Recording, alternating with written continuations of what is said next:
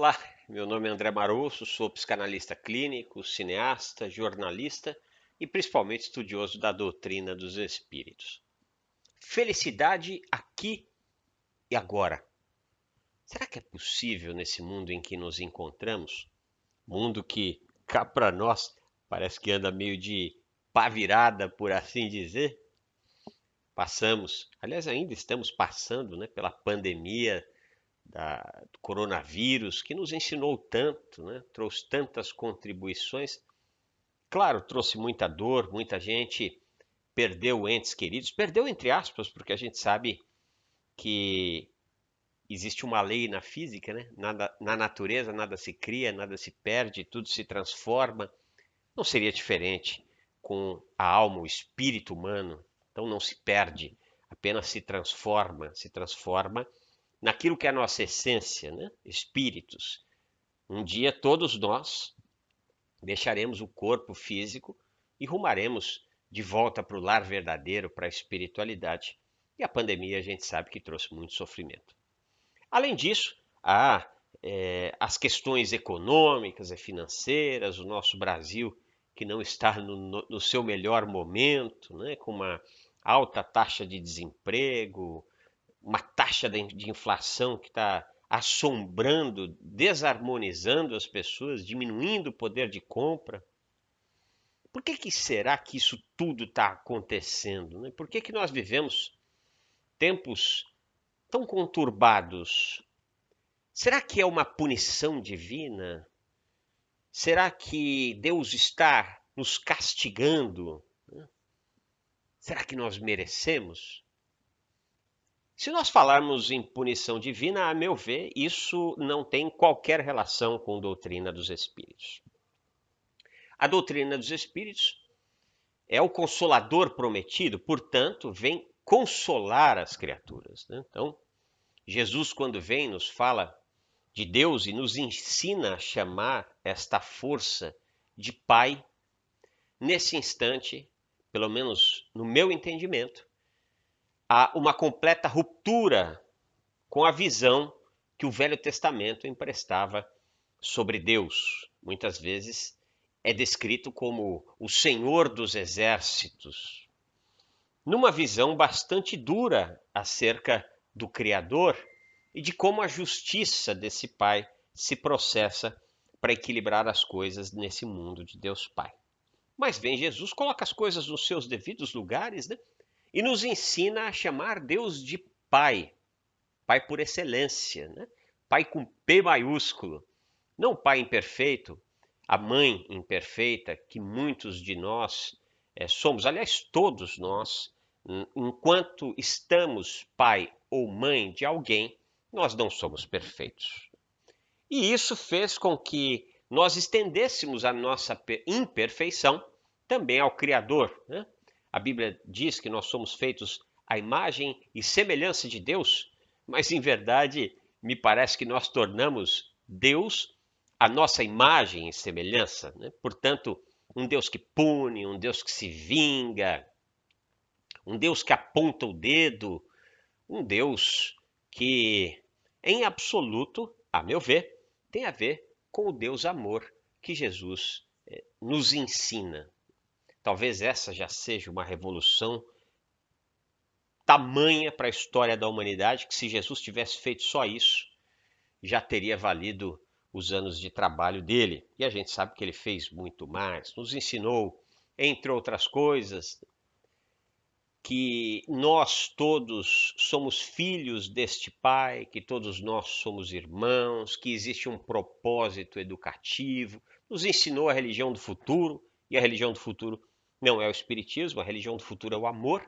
No momento que todos nós nos amarmos verdadeiramente, como irmãos que somos, nós não precisaremos nos separar por bandeiras, sejam elas políticas partidárias, sejam elas religiosas, sejam elas as nossas preferências e andanças neste mundo. Quando nós verdadeiramente amarmos, né, amarmos na mais pura expressão da palavra, a nossa religião será o amor, né? Nós estaremos todos ligados, plugados com este Deus, né? Ou seja, todos nós seremos caminho de paz, né? Jesus falava, né? Eu e o Pai somos um. Quando nós alcançarmos a religião do amor, todos nós, cada um de nós e o Pai seremos um. Até lá, a gente tem um grande trabalho pela frente. A doutrina dos Espíritos nos traz algumas boas notícias. Aliás, ela só traz boas notícias. Algumas nos dão um pouquinho de preguiça, mas se nós olharmos para todas elas, com a razão do Espírito encarnado no século XXI, nós veremos que só tem boa notícia. Primeira notícia: tivemos início, não teremos fim. Então, por um processo evolutivo que nós não sabemos como é que se dá, Leon Denis fala sobre a evolução, né, dizendo do mineral, do vegetal, do animal e do hominal, mas nós não sabemos como é que se deu o avanço, como é que se deu a evolução nos reinos minerais, vegetais e animais, para que cada um de nós um dia estreássemos no mundo hominal, como Homo sapiens, né? Nós não sabemos como é que isso se processa. Entretanto, a Gênese bíblica já nos fala do nosso desiderato, ou seja, daquilo que nós alcançaremos, né? Que é a alimentação do fruto da árvore do conhecimento.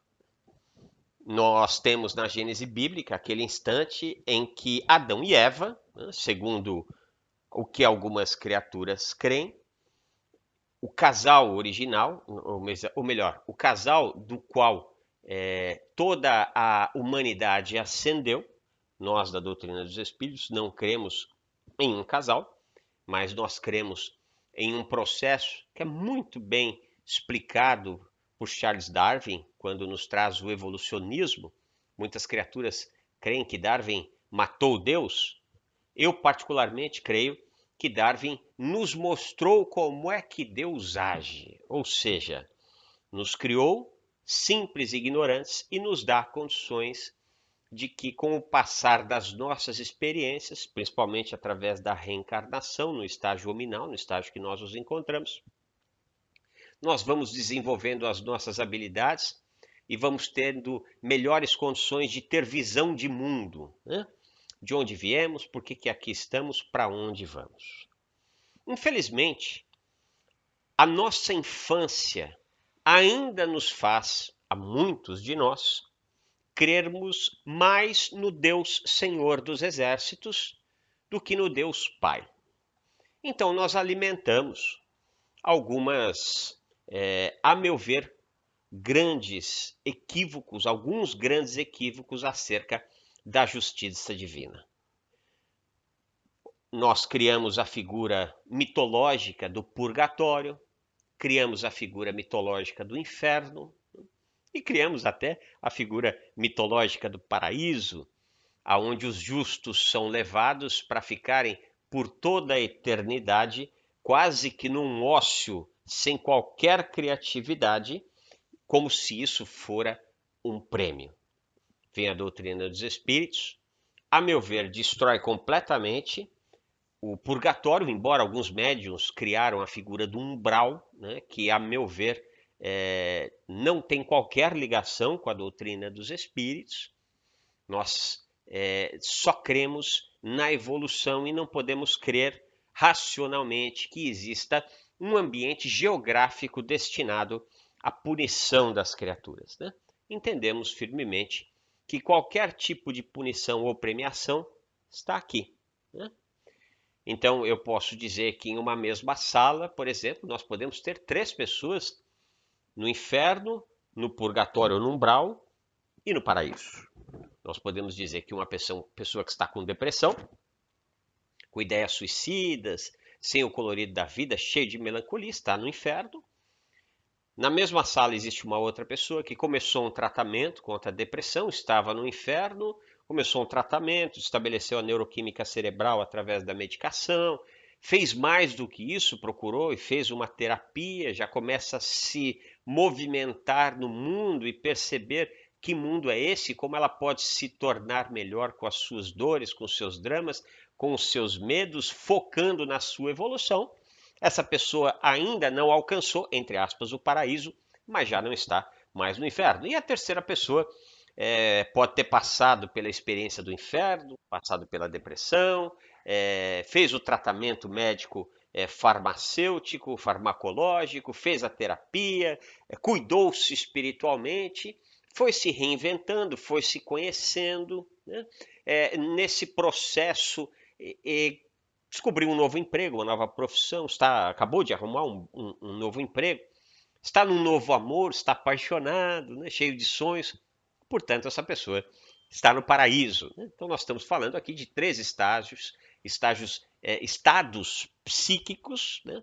E para nós é sempre a questão psíquica que nos coloca no paraíso, no purgatório, ou umbral, como queiram chamar, ou inferno.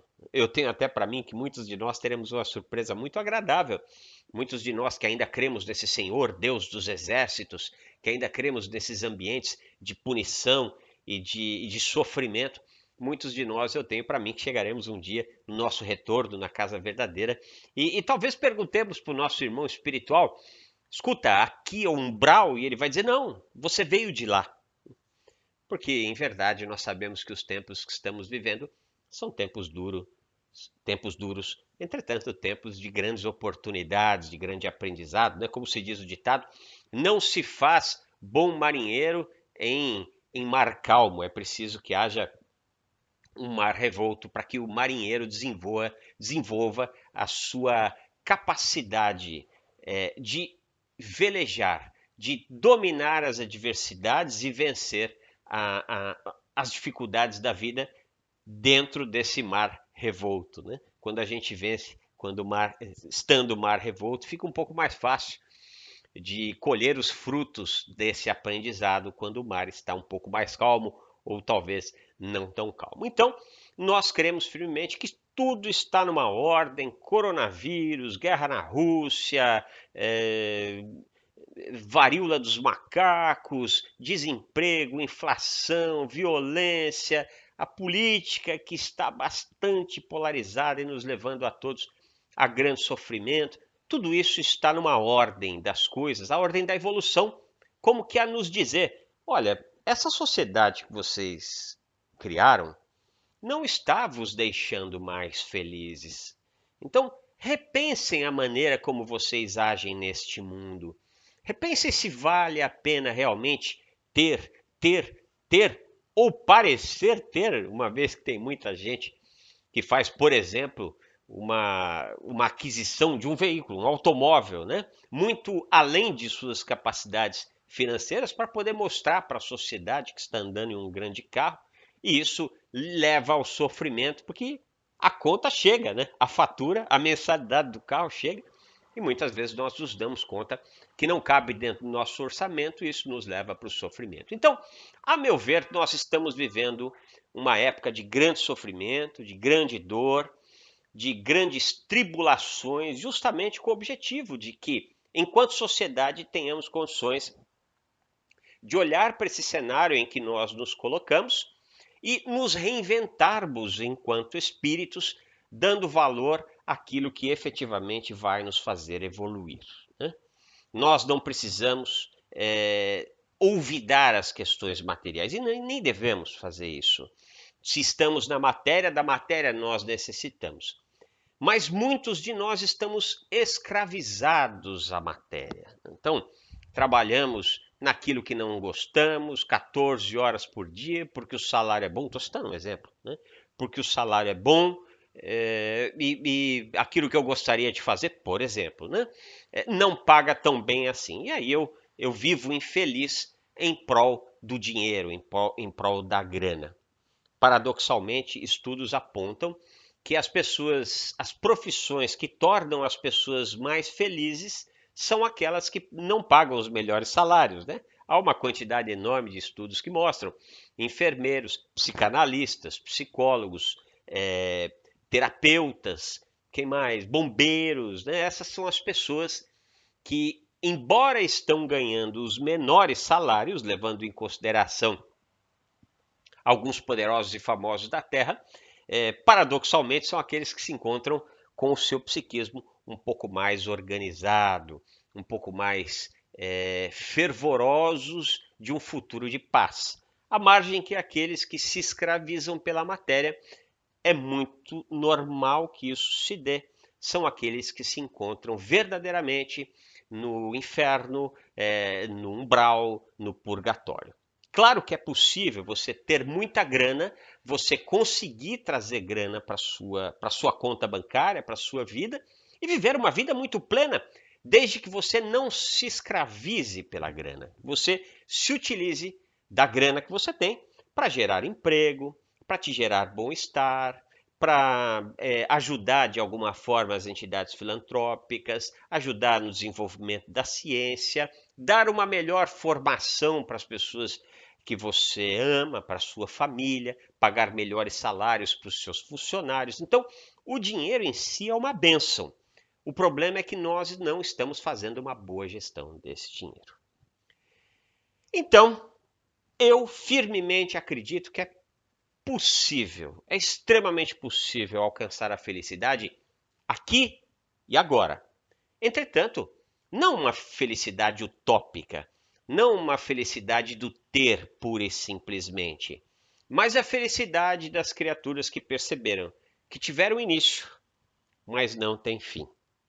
Que a cada dia buscam se tornar pessoas melhores, que fazem melhor gestão de sua vida emocional, de sua vida material, de sua vida sentimental, de sua vida familiar, que fazem uma boa gestão da sua indumentária física, uma boa alimentação, cuidam-se do ponto de vista médico, praticam exercícios físicos, fazem uma boa gestão do seu tempo, não se deixando escravizar pelo tempo. As pessoas vivem correndo atrás do tempo como se isso fosse possível. O tempo está ao nosso favor e não contra nós. Basta que saibamos nos organizar melhor para poder vivenciarmos melhor esse tempo. E esse tempo é valiosíssimo. O tempo do aqui, o tempo do agora. É aqui, é neste jogo que nós nos encontramos, meu querido irmão, minha querida irmã. Nos encontramos neste jogo, muito bem uniformizados, nos encontramos como protagonistas da nossa história e nós temos, a meu ver, dois caminhos para compreender o aqui, o agora, o ontem e o amanhã. O ontem já passou, a gente não é possível retornar ao passado e restaurar e curar, ou melhor, restaurar ou refazer algo que nós fizemos no passado e que nos desarmonizou contra nós próprios ou contra os outros. Entretanto, nós podemos nos valer do passado para aprender, ver aquilo que funciona, aquilo que nos levou, que nos trouxe mais paz, mais amizade, mais amor, mais compreensão. Né? Nós podemos visitar o passado e ver aquilo que não nos serve, aquilo que só nos levou chateação, aquilo que nos desarmonizou, a mágoa, o ressentimento, o orgulho, a vaidade, a inveja, enfim, a maledicência, tantos hábitos e crenças do homem antigo, né, que se Deus quiser, nós precisamos ir deixando, e Ele quer, cada um de nós a nossa parte, precisamos nos despir do nosso homem antigo para poder viver o hoje. O hoje é que é o barato. O hoje é que é o produtivo. Não por acaso os nossos irmãos dos alcoólicos anônimos, eles têm uma frase que é brilhante. Só por hoje. Porque imagina o seguinte, meu irmão, minha irmã, imagina que você chegue para uma pessoa que é dependente do álcool e diga assim, olha, não beba nunca mais. Nunca mais. Imediatamente essa pessoa vai pensar, mas espera aí, nunca mais é muito tempo. Eu não aguento. Então venho só por hoje e diz, não beba hoje. Mas e amanhã? Amanhã é amanhã. Amanhã não beba também, mas deixe isso para amanhã. Viva o seu hoje. E nós, muitos de nós, estamos presos no nosso passado de compreensão desse Deus Senhor dos Exércitos, no nosso passado de culpa, quando em verdade nós deveríamos ter para com o nosso passado um apreço pela responsabilidade. Responsabilidade de saber o que eu fiz que funcionou, aquilo que não funcionou e como é que eu posso fazer com que aquilo que não funcionou, a partir de melhores escolhas, né, a partir de melhor semeadura das minhas ações, eu tenha no futuro melhores colheitas. Então, a partir do instante que nós vivermos o hoje, darmos ao hoje o respeito que ele precisa, verdadeiramente olhando para aquilo que nós podemos fazer de melhor em nossa vida hoje, de melhor na vida das pessoas que nós amamos hoje, de melhor na vida da sociedade hoje. Na medida que nós fizermos isso, nós vamos percebendo que o paraíso está mais logo ali adiante. O paraíso, não aquele paraíso mitológico, até bem enfadonho e chato que muitos creem, mas o paraíso do trabalho, o paraíso da ação, o paraíso da colheita dos bons resultados da nossa semeadura. Todos nós podemos semear hoje mais melhor, semearmos ética, semearmos respeito às diferenças, semearmos um olhar mais caridoso para com as dores humanas do nosso próximo, semearmos paz. Na medida que nós semearmos paz, a felicidade começa aqui e agora. E para finalizar, naquele momento tão grandioso da história de Jesus, é o momento, o epílogo, né? O fim do seu grande espetáculo, o espetáculo que ele deu quando esteve conosco. Né? Nós sabemos ali que, segundo alguns evangelistas, ele teria sido crucificado entre dois ladrões, o ladrão bom e o ladrão mau. Isso, do ponto de vista até psíquico, é muito interessante. Né?